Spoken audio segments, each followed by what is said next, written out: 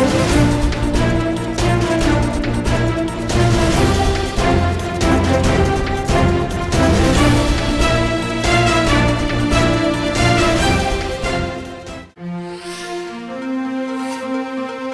হাসিনার স্বৈরাচারিতায় দেশের সব প্রতিষ্ঠান ধ্বংস হয়ে গেছে, ডক্টর ইউনূস। শাপলা চত্বরে হেফাজতের সমাবেশে গুলি, শেখ হাসিনা সহ 34 জনের বিরুদ্ধে মামলা। শিক্ষায় বেহাল অবস্থা চলছে, শিক্ষা উপদেষ্টা। কমলার চেয়ে আমাকে বেশি ভালো দেখায় ট্রাম্প। বিক্ষোভে উত্তাল ভারতে, এবার বাসের মধ্যে নাবালিকাকে দলবদ্ধ ধর্ষণ। মহানগর বানিয়ে যে বিপদে পড়েছিলেন আশফাক নিপুণ। এবং রোনালদোকে কাঁদিয়ে সুপার কাপের চ্যাম্পিয়ন আল হিলাল। আসসালামু আলাইকুম, সবাইকে স্বাগত জানাচ্ছি মিলেনিয়াম টিভি ইউএসএ প্রতিদিনের বাংলা সংবাদে। আপনাদের সাথে রয়েছি আমি অঞ্জলি কবির। দেখছিলেন সংবাদ শিরোনাম, এবারে বিস্তারিত। প্রথমে বাংলাদেশ প্রসঙ্গ।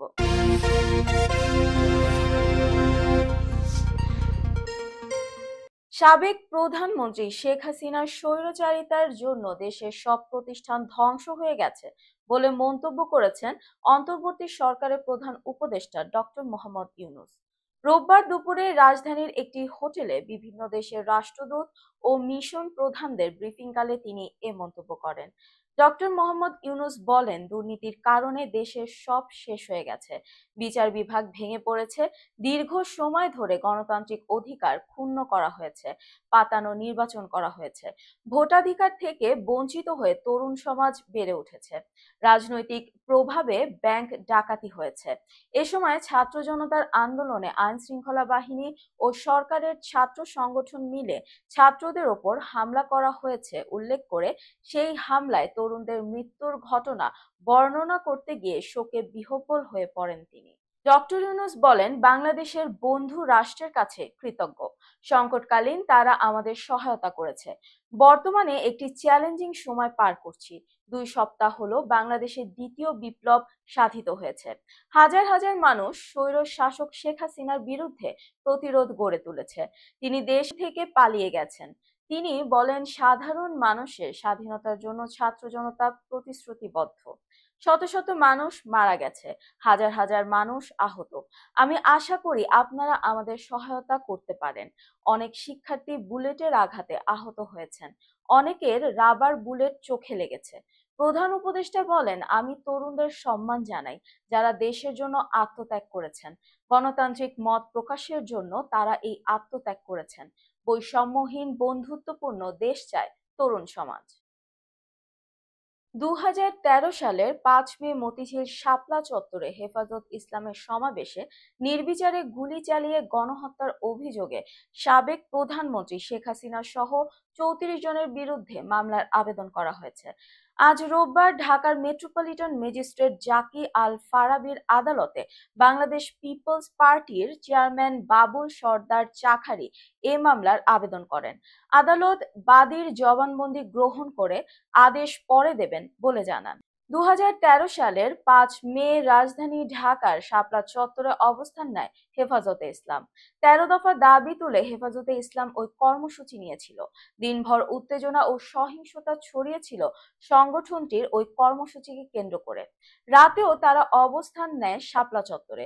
পরে পুলিশ, র্যাব ও বিজিবির অভিযানে খালি করা হয়েছিল শাপলা চত্বর। হেফাজতের পক্ষ থেকে দাবি করা হয়, এই ঘটনায় তাদের অনেক নেতাকর্মী হতাহত হয়েছে। সংবিধানের 13শ সংশোধনী বাতিল করে দেয়া রায় পরিবর্তনের জন্য প্রতারণা, জালিয়াতির অভিযোগে সাবেক প্রধান বিচারপতি ও সদ্য আইন কমিশন থেকে পদত্যাগ করা চেয়ারম্যান ABM খায়রুল হকের বিরুদ্ধে মামলার আবেদন করা হয়েছে। রোববার ঢাকার মেট্রোপলিটন ম্যাজিস্ট্রেট দিলরুবা আফরোজ বিথির আদালতে এ মামলার আবেদন করেন ইমরুল হাসান নামে একজন আইনজীবী। এ সময় আদালত বাদীর জবানবন্দি গ্রহণ শেষে আদেশ পরে দেবেন বলে জানান। মামলায় অভিযোগে বলা হয় 1996 সালে ত্রয়োদশ সংশোধনীর মাধ্যমে তত্ত্বাবধায়ক সরকার ব্যবস্থা বাংলাদেশ সংবিধানে যোগ করা হয়েছিল। এরপর থেকে নির্বাচিত সরকারের মেয়াদ শেষে তত্ত্বাবধায়ক সরকারের অধীনে নির্বাচন হয়ে পরবর্তী সরকার গঠিত হচ্ছিল। 2001 সালে বিএনপি ক্ষমতায় থাকাকালে এই সংশোধনীর বৈধতা চ্যালেঞ্জ করে অ্যাডভোকেট এম সলিমুল্লাহ সহ কয়েকজনের রিট আবেদন করলে 2004 সালে হাইকোর্ট তত্ত্বাবধায়ক সরকার ব্যবস্থাকে বৈধ বলে ঘোষণা করে রায় দেন। রায় বলা হয় যে ত্রয়োদশ সংশোধনী সংবিধান সম্মত ও বৈধ। এই সংশোধনী সংবিধানের কোনো মৌলিক কাঠামোকে ক্ষতিগ্রস্ত করে নাই। রিট আবেদনকারী ওই রায়ের বিরুদ্ধে আপিল করলে 2010 সালের 1 মার্চ আপিল বিভাগে এর শুনানি শুরু হয়। আপিল আবেদনকারী এবং রাষ্ট্রপক্ষ ছাড়াও শুনানিতে অ্যামিকাস কিউরি হিসেবে শীর্ষস্থানীয় 8 জন আইনজীবী বক্তব্য দিয়েছেন। অ্যামিকাস কিউরি হিসেবে সিনিয়র আইনজীবী টি.এইচ. খান, ডক্টর কামাল হোসেন, আমির উল ইসলাম, মাহমুদুল ইসলাম ও রুকনউদ্দিন মাহমুদ তত্ত্বাবধায়ক সরকার ব্যবস্থা বহাল রাখার পক্ষে মত দেন। আমাকে স্যার ভাবার দরকার নেই, স্যার বলারও দরকার নেই। আমি আপনাদের সন্তান হিসেবে এখানে এসেছি বলে মন্তব্য করেছেন তথ্য উপদেষ্টা নাহিদ ইসলাম। রোববার সচিবালয় তথ্য মন্ত্রণালয়ের সভাকক্ষে সাংবাদিকদের সঙ্গে আলাপকালে এসব কথা বলেন তিনি। তথ্য উপদেষ্টা বলেন, আমাকে স্যার ভাবার দরকার নেই, স্যার বলারও দরকার নেই। আমি আপনাদের সন্তান হিসেবে এখানে এসেছি। আমি জনগণের পক্ষ থেকে এসেছি, জনগণের দাবি দেওয়া নিয়ে এসেছি, একটি নতুন বাংলাদেশের স্বপ্ন নিয়ে এসেছি। এখন আমি আপনাদের কাছে সেই সহযোগিতাটা কামনা করছি। তিনি বলেন, তথ্য ও সম্প্রচার মন্ত্রণালয় রাষ্ট্রের খুবই গুরুত্বপূর্ণ মন্ত্রণালয়। সামগ্রিকভাবে বাংলাদেশে মত প্রকাশের স্বাধীনতা ও গণমাধ্যমের পরিস্থিতি এই মন্ত্রণালয়ের উপর নির্ভর করে। নাহিদ ইসলাম বলেন, সাগররুনি হত্যাকাণ্ড নিয়ে প্রহসন করা হয়েছে, এটা নিয়ে মন্ত্রণালয় কাজ করবে। স্বাধীন গণমাধ্যম কমিশনের কথা প্রাথমিকভাবে ভাবা হচ্ছে, সাংবাদিকদের সঙ্গে আলোচনা করে এটি ঠিক করা হবে, যোগ করেন তথ্য উপদেষ্টা। তিনি বলেন, নিবর্তনমূলক আইন যেগুলো গণমাধ্যমের স্বাধীনতার জন্য অন্তরায়, সেগুলো পুনর্বিবেচনা করতে হবে। তথ্য উপদেষ্টা বলেন, ছাত্র জনতার অভ্যুত্থানে গণহত্যার প্রকৃত চিত্র প্রকাশ করে তদন্তে গণমাধ্যমের সহায়তা চাই। সাংবাদিকদের মধ্যে দলাদলি চাই না, মানুষের জন্য নিরপেক্ষ সাংবাদিকতার চর্চা হোক। দর্শক, মিলেনিয়াম টিভি ইউএসএ প্রতিদিনের বাংলা সংবাদের এ পর্যায়ে ছোট্ট একটি বিরতি, সঙ্গেই থাকুন।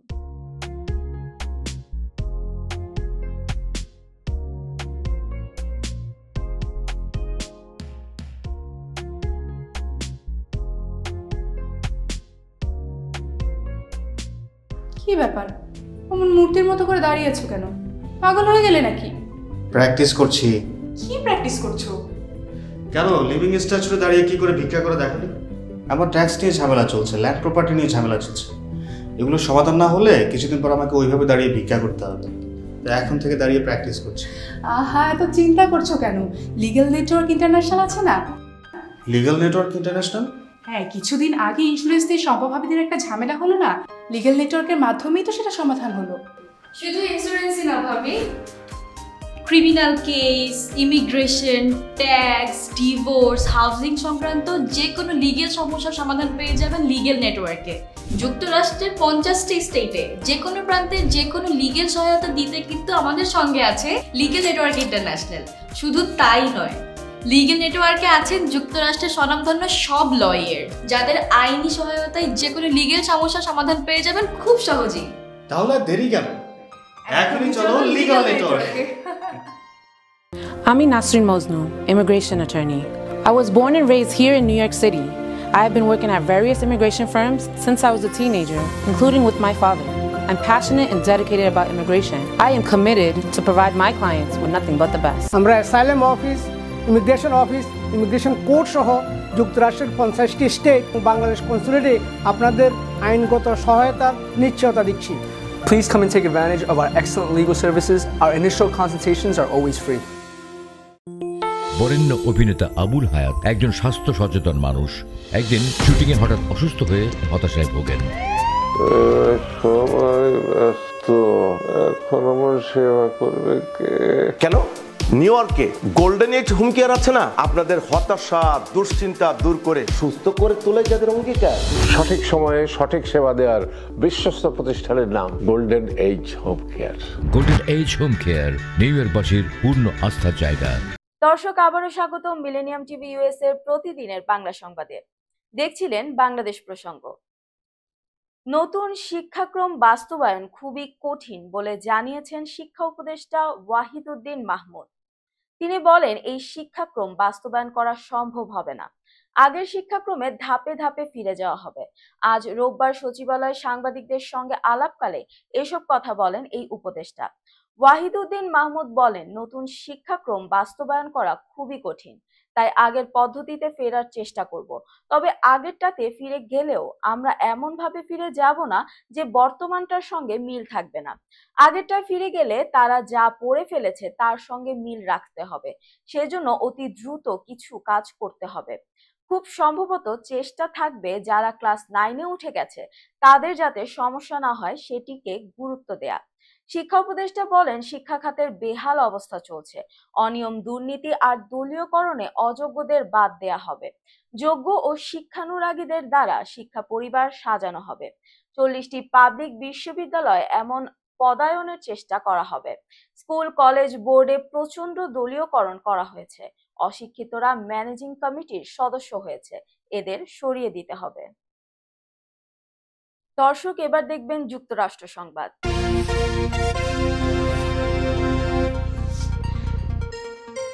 সাবেক মার্কিন প্রেসিডেন্ট ডোনাল্ড ট্রাম্প দাবি করেছেন তার ডেমোক্রেটিক দলের প্রতিদ্বন্দ্বী মার্কিন ভাইস প্রেসিডেন্ট কমলা হ্যারিসের চেয়ে তাকে বেশি সুন্দর দেখায়। স্থানীয় সময় শনিবার পেনসিলভানিয়াতে একটি নির্বাচনী প্রচারে গিয়ে তিনি একথা বলেন। ভারতীয় সংবাদ মাধ্যম এনডিটিভির প্রতিবেদনে এ তথ্য জানানো হয়। ট্রাম্প বলেন, আমি তার চেয়ে অনেক সুন্দর দেখতে। আমি মনে করি আমি কমলার চেয়ে সুন্দর চেহারার মানুষ। সম্প্রতি মার্কিন সংবাদ মাধ্যম ওয়াল স্ট্রিট জার্নালে হ্যারিসকে সুন্দরী হিসেবে বর্ণনা করা হয়। ওই কলামে কলামিস্ট পেগি নুনান লেখেন, আপনি তার একটি খারাপ ছবি তুলতে পারবেন না। তার সৌন্দর্য এবং সামাজিক সম্পর্ক বছরের পর বছর ধরে মানুষের আলোচিত হচ্ছে। এসব কিছুই একসঙ্গে হয়ে উজ্জ্বলতা ছড়াচ্ছে। ওই কলাম প্রকাশের পরই ট্রাম্প নিজেকে কমলার চেয়ে সুন্দর বলে দাবি করলেন। এর আগে গত শুক্রবার কমলার অর্থনৈতিক পরিকল্পনার সমালোচনা করেন ট্রাম্প। তিনি বলেন, কমলার পরিকল্পনা ভেনেজুয়েলার প্রেসিডেন্ট নিকোলাস মাদুরোর মতো। এটি যুক্তরাষ্ট্রের কমিউনিজম চালু করবে। গত 3 সপ্তাহ ধরে কমলাকে ব্যক্তিগত আক্রমণ করে যাচ্ছেন ট্রাম্প। এরই মধ্যে তিনি মার্কিন ভাইস প্রেসিডেন্টকে পাগল বলে আখ্যা দিয়েছেন। সেই সঙ্গে ট্রাম্প কমলার জাতিসত্তা নিয়ে প্রশ্ন তুলেছেন। কমলাকে ব্যক্তিগত আক্রমণের বিষয়ে নিজের সাফাইও গেয়েছেন ট্রাম্প।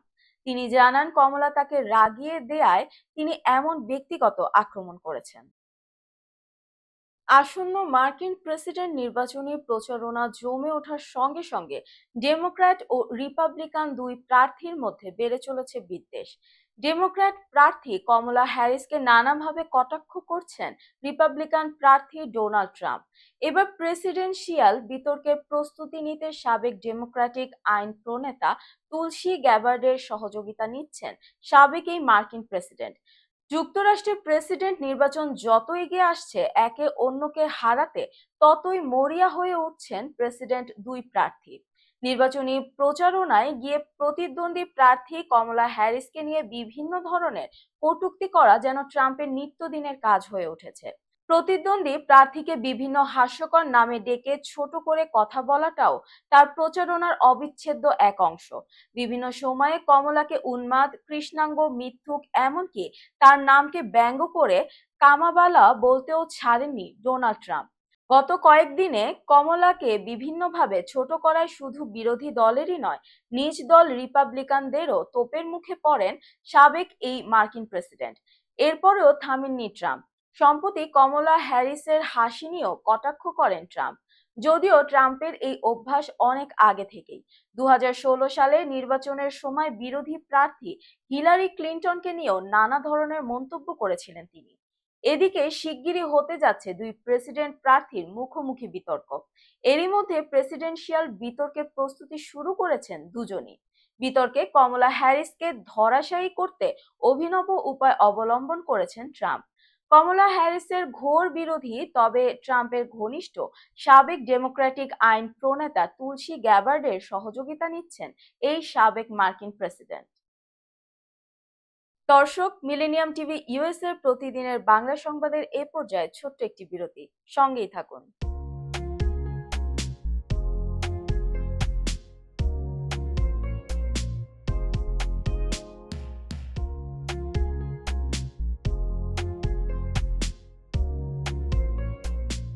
কি ব্যাপার, অমন মূর্তির মতো করে দাঁড়িয়ে আছো কেন? পাগল হয়ে গেলে নাকি? প্র্যাকটিস করছি। কি প্র্যাকটিস করছো? কেন লিভিং স্ট্যাচুরে দাঁড়িয়ে কি করে ভিক্ষা করে দেখনি? আমার ট্যাক্স নিয়ে ঝামেলা চলছে, ল্যান্ড প্রপার্টি নিয়ে ঝামেলা চলছে। এগুলো সমাধান না হলে কিছুদিন পর আমাকে ওইভাবে দাঁড়িয়ে ভিক্ষা করতে হবে। তো এখন থেকে দাঁড়িয়ে প্র্যাকটিস করছি। আহা, এত চিন্তা করছো কেন? লিগ্যাল নেটওয়ার্ক ইন্টারন্যাশনাল আছে না? Legal network international? হ্যাঁ, কিছুদিন আগে ইন্স্যুরেন্স দিয়ে সম্পভাবীদের একটা ঝামেলা হলো না, লিগ্যাল নেটওয়ার্কের মাধ্যমেই তো সেটা সমাধান হলো। শুধু ইন্স্যুরেন্সই না ভাবি, criminal case, immigration, tax, divorce, housing সংক্রান্ত যে কোনো লিগেল সমস্যার সমাধান পেয়ে যাবেন লিগেল নেটওয়ার্কে। যুক্তরাষ্ট্রের 50টি স্টেটে যে কোনো প্রান্তে যে কোনো লিগেল সহায়তা দিতে কিন্তু আমাদের সঙ্গে আছে লিগেল নেটওয়ার্ক ইন্টারন্যাশনাল। শুধু তাই নয়, লিগেল নেটওয়ার্কে আছেন যুক্তরাষ্ট্রের স্বনামধন্য সব লয়ার, যাদের আইনি সহায়তায় যে কোনো লিগেল সমস্যার সমাধান পেয়ে যাবেন খুব সহজেই। তাহলে দেরি কেন? এখনই চলো লিগ্যাল নেটওয়ার্কে। I'm Nasrin Mosnu, immigration attorney. I was born and raised here in New York City. I have been working at various immigration firms since I was a teenager, including with my father. I'm passionate and dedicated about immigration. I am committed to provide my clients with nothing but the best. আমরা asylum office, immigration court সহ যুক্তরাষ্ট্রের 50টি state ও বাংলাদেশ কনসুলেটে আপনাদের আইনগত সহায়তার নিশ্চয়তা দিচ্ছি। Please come and take advantage of our excellent legal services. Our initial consultations are always free. বরেণ্য অভিনেতা আবুল হায়াত একজন স্বাস্থ্য সচেতন মানুষ। একদিন শুটিংয়ে হঠাৎ অসুস্থ হয়ে হতাশায় ভোগেন। সবাই ব্যস্ত, এখন আমার সেবা করবে কে? কেন?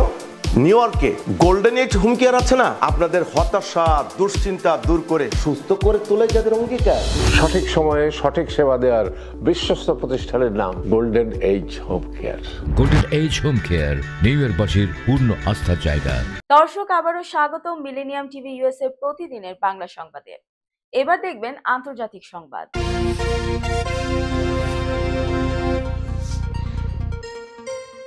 ভারতের আরজিকর মেডিকেল কলেজ হাসপাতালে তরুণীর চিকিৎসক ধর্ষণ ও খুনের ঘটনার প্রতিবাদে ফুঁসছে গোটা দেশ।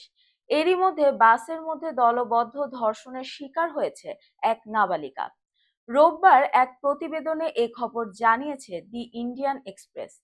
সংবাদ মাধ্যমটির এক প্রতিবেদনে বলা হয়েছে, গত মঙ্গলবার রাতে একটি পাবলিক বাসে করে ভুক্তভোগী নাবালিকা উত্তরাখণ্ডের মোরাদাবাদ থেকে রাজধানী দেহরাদুনে আন্তঃরাজ্য বাস টার্মিনালে পৌঁছায়।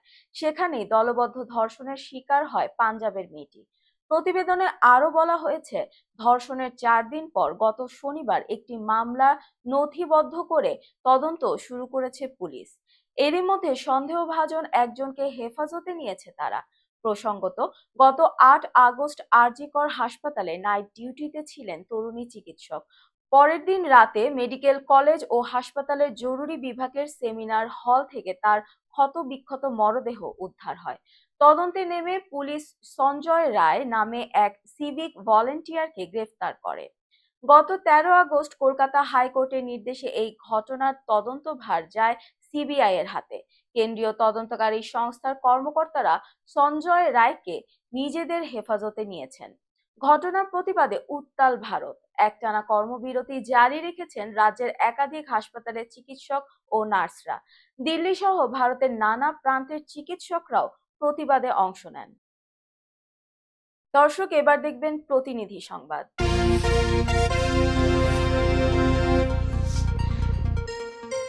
আমাদের নরসিংদী জেলা প্রতিনিধি আলামিন মুন্সি জানান, বিএনপির স্থায়ী কমিটির সদস্য ও সাবেক মন্ত্রী ডক্টর আব্দুল মঈন খান বলেছেন, বুলেটের গুলির চেয়ে ইন্টারনেটের গুলির শক্তি বেশি, যা ছাত্র জনতা প্রমাণ করেছে।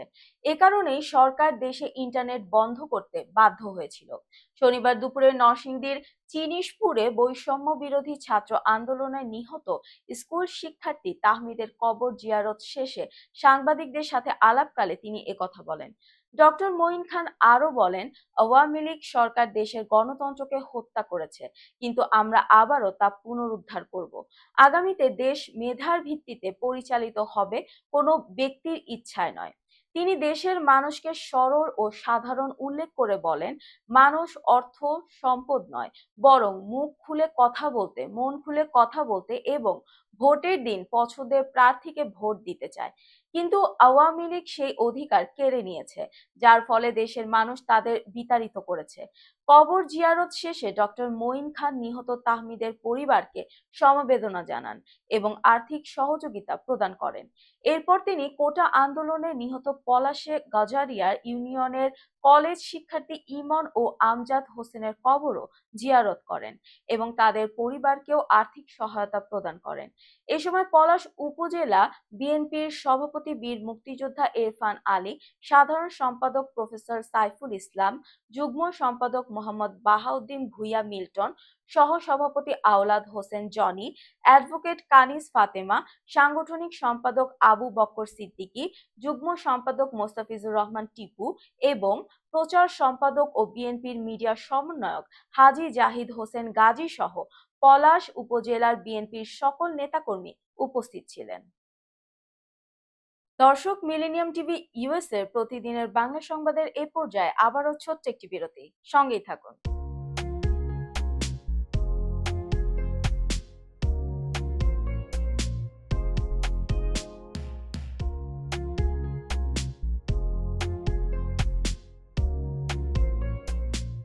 কি ব্যাপার, অমন মূর্তির মতো করে দাঁড়িয়ে আছো কেন? পাগল হয়ে গেলে নাকি? প্র্যাকটিস করছি। কি প্র্যাকটিস করছো? কেন লিভিং স্ট্যাচুতে দাঁড়িয়ে কি করে ভিক্ষা করে দেখনি? আমার ট্যাক্স নিয়ে ঝামেলা চলছে, ল্যান্ড প্রপার্টি নিয়ে ঝামেলা চলছে। এগুলো সমাধান না হলে কিছুদিন পর আমাকে ওইভাবে দাঁড়িয়ে ভিক্ষা করতে হবে। তো এখন থেকে দাঁড়িয়ে প্র্যাকটিস করছি। আহা, এত চিন্তা করছো কেন? লিগ্যাল নেটওয়ার্ক ইন্টারন্যাশনাল আছে না? Legal network international? হ্যাঁ, কিছুদিন আগে ইন্স্যুরেন্স দিয়ে সম্পভাবীদের একটা ঝামেলা হলো না, লিগ্যাল নেটওয়ার্কের মাধ্যমেই তো সেটা সমাধান হলো। শুধু ইন্স্যুরেন্সই না ভাবি, criminal case, immigration, tax, divorce, housing সংক্রান্ত যে কোনো লিগেল সমস্যার সমাধান পেয়ে যাবেন লিগেল নেটওয়ার্কে।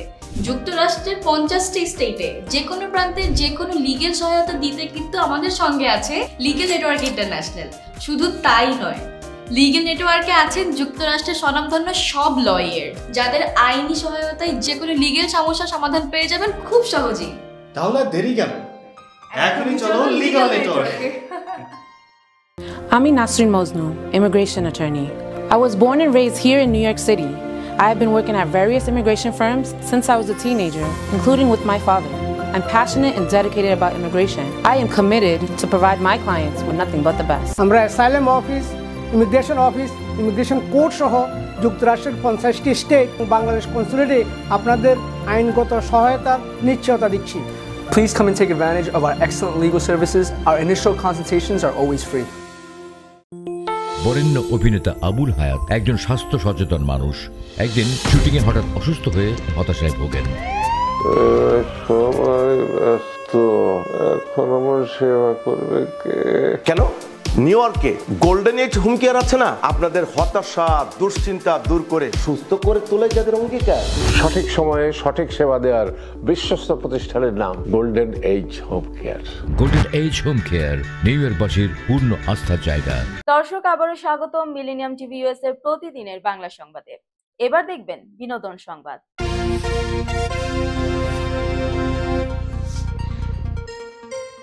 নির্মাতা আশফাক নিপুণ বাংলাদেশের চলচ্চিত্র ও ওয়েব সিরিজের জগতে একজন সাহসী পরিচালক হিসেবে পরিচিত। 2021 সালে তার নির্মিত ওয়েব সিরিজ মহানগর 2 বাংলায় বিপুল জনপ্রিয়তা অর্জন করে। সিরিজে মোশাররফ করিম অভিনীত ওসি হারুন চরিত্রটি বিশেষভাবে আলোচিত হয়। তবে এই সাফল্যের আড়ালে নির্মাতা নিপুণকে কিছু তিক্ত অভিজ্ঞতার মুখোমুখি হতে হয়েছে, জানিয়ে সম্প্রতি একটি টেলিভিশন সাক্ষাৎকারে তিনি কথা বলেন। আশফাক নিপুণ জানান, মহানগর সিরিজটির সাফল্যের পর একদিন তাকে একটি প্রতিষ্ঠানের পক্ষ থেকে ফোন করা হয় এবং তাদের অফিসে যাওয়ার জন্য বলা হয়। যদিও তিনি তখন ঢাকায় না থাকার কথা জানান, তারপরও তাকে বলা হয় তার লোকেশন ঢাকায় দেখাচ্ছে। এরপর অফিসে যেতে বাধ্য হন এবং নিয়মিত সেখানে যেতে হয়েছিল। এর ফলে তিনি কিছুদিন নিজের বাসায়ও থাকতে পারেননি এবং আইনজীবীর পরামর্শে লুকিয়ে থাকতে বাধ্য হন। নিপুণ জানান, এই তিক্ত অভিজ্ঞতা নিয়ে সামনে কাজ করার পরিকল্পনা রয়েছে এবং তিনি তার ভবিষ্যতের কাজগুলোর মাধ্যমে এই ঘটনাগুলোকে তুলে ধরতে চান। মহানগর সিরিজটি 2021 সালে হইচই প্ল্যাটফর্মে মুক্তি পায় এবং এর দ্বিতীয় কিস্তি 2023 সালে মুক্তি পায়। সিরিজটি 2 বাংলায় ব্যাপক সাড়া ফেলে। আশফাক নিপুণের নির্মাণ শৈলীর মধ্যে সমাজের অসঙ্গতি এবং সময়ের বাস্তবতা উঠে আসে, যা তাকে বর্তমান প্রজন্মের একজন গুরুত্বপূর্ণ নির্মাতা হিসেবে প্রতিষ্ঠিত করেছে। আরজিকর মেডিকেল কলেজ এবং হাসপাতালে চিকিৎসক ধর্ষণ ও হত্যাকাণ্ডের ঘটনায় উত্তাল পশ্চিমবঙ্গ। ঘটনাটি এখন শুধু পশ্চিমবঙ্গেই সীমাবদ্ধ নেই, আন্তর্জাতিক স্তরেও আলোচিত হচ্ছে। বিভিন্ন মহলে এর তীব্র প্রতিবাদ চলছে। পশ্চিমবঙ্গের তারকাদের মধ্যে কেউ এই ঘটনার প্রতিবাদে সরব হয়েছেন, কেউ আবার দূরত্ব বজায় রেখেছেন। তবে তৃতীয় অবস্থানে রয়েছেন সৌরভ গাঙ্গুলী, যিনি ঘটনাটিকে বিচ্ছিন্ন ঘটনা হিসেবে উল্লেখ করেছেন। কিন্তু সৌরভের এই মন্তব্য কোনোভাবেই মেনে নিতে পারছেন না অভিনেত্রী শ্রীলেখা মিত্র। শ্রীলেখা মিত্র শুরু থেকেই এই ঘটনার প্রতিবাদ জানাতে পথে নেমেছেন এবং মুখ্যমন্ত্রী মমতা বন্দ্যোপাধ্যায়ের উদ্দেশ্যে প্রশ্ন ছুড়েছেন। এবার সৌরভের মন্তব্যের কড়া সমালোচনা করে শ্রীলেখা বলেন, সরি টু সে সৌরভ, আমি সত্যি দুঃখিত, তোমাকে মানুষ দাদাগিরি ক্রিকেট মহারাজা আসনে বসিয়েছেন, তুমি এটাকে একটা বিচ্ছিন্ন ঘটনা বলছো। শ্রীলেখা আরো বলেন, এই মানুষগুলোকে চেনার মোক্ষম সময় এসে গেছে। যাদের আমরা উপরে রেখেছি তারা মানুষ বলার যোগ্য নয়, তাদের টেনে নিচে নামানো উচিত। শ্রীলেখার এই বক্তব্যের পর অনেক ভক্ত ও সাধারণ মানুষ তার সঙ্গে সহমত প্রকাশ করেছেন এবং সোশ্যাল মিডিয়ায় তাকে সমর্থন জানিয়েছেন। কেউ সৌরভকে স্বার্থপর এবং আত্মকেন্দ্রিক বলে সমালোচনা করেছেন। সৌরভ গাঙ্গুলী তার বক্তব্যে বলেন, আরজিকর মেডিকেল কলেজ এবং হাসপাতালে যে ঘটনা ঘটেছে তা অত্যন্ত দুর্ভাগ্যজনক। তবে একটি ঘটনা দিয়ে পশ্চিমবঙ্গকে সার্বিকভাবে বিচার করা উচিত নয়। কিন্তু শ্রীলেখার মতে এই ধরনের মন্তব্যের মাধ্যমে মূল সমস্যাকে এড়িয়ে যাওয়া হচ্ছে। তার এই কঠোর প্রতিক্রিয়া পশ্চিমবঙ্গের রাজনৈতিক ও সামাজিক অঙ্গনে আলোড়ন সৃষ্টি করেছে। দর্শক, এবার দেখবেন খেলার সংবাদ।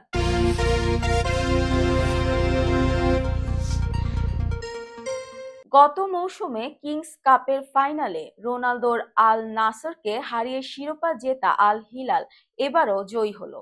শনিবার সৌদি সুপার কাপের ফাইনালে 4-1 গোলের বড় ব্যবধানে রোনালদোর আল নাসরকে পরাজিত করে শিরোপা ধরে রাখল নেইমারের দল।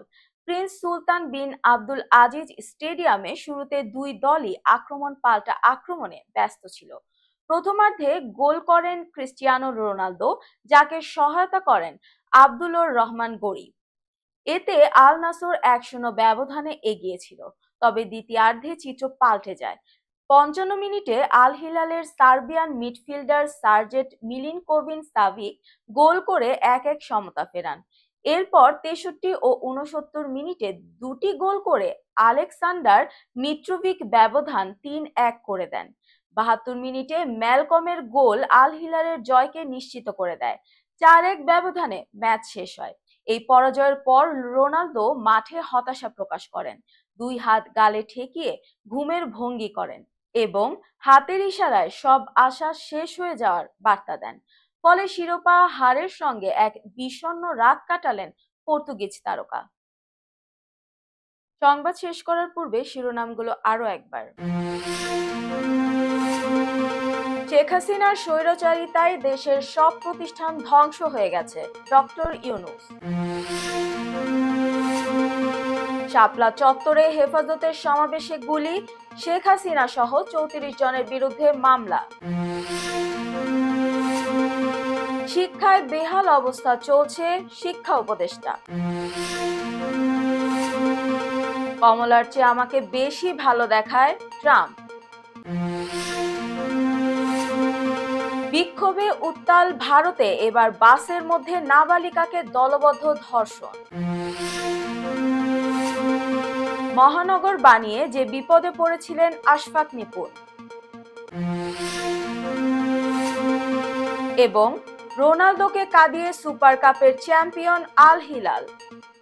এই ছিল মিলেনিয়াম টিভি ইউএসএ প্রতিদিনের বাংলা সংবাদে। মিলেনিয়াম সংবাদ দেখতে লগ ইন করুন আমাদের সামাজিক যোগাযোগের সাইট facebook.com/millenniumtvusa বাংলা এবং youtube.com/officialmillenniumtv। এছাড়াও সংবাদের সর্বশেষ আপডেট জানতে ভিজিট করুন আমাদের নিয়মিত ওয়েবসাইট www.millenniumtvusa.com এবং www.millenniumtv.org। প্রিয় দর্শক, মিলেনিয়াম টিভি দেখুন সকল অ্যান্ড্রয়েড ফোনে, iOS ও Apple TV, Amazon Fire TV, Roku TV এবং সকল স্মার্ট টিভিতে। এছাড়াও মিলেনিয়াম টিভি দেখতে পাবেন সমস্ত ইউরোপীয় দেশ এবং অস্ট্রেলিয়ায় স্কাই নেটওয়ার্কে, বিশ্বব্যাপী জাদু টিভি, রেডিয়েন্ট আইপি টিভি, জাগো বিডি নেটওয়ার্ক এবং বিশ্বব্যাপী হরাইজন স্যাটেলাইটে। আপনারা যেখানেই থাকুন, ভালো থাকুন, সুস্থ থাকুন, মিলেনিয়াম টিভির সাথেই থাকুন। আল্লাহ হাফেজ।